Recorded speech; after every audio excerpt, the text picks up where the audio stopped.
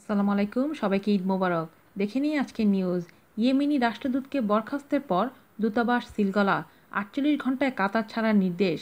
দোহায় নিযুক্ত ইয়েমেনি রাষ্ট্রদূতকে বরখাস্ত করেছে কাতার। শুধু তাই নয়, দূতাবাসের কর্মকর্তাদের দেশ ছাড়ার জন্য ৪৮ ঘন্টার সময় বেঁধে দেওয়া হয়েছে। খবর মধ্যপ্রাচ্য ভিত্তিক সংবাদ মাধ্যম আল মাসদারের।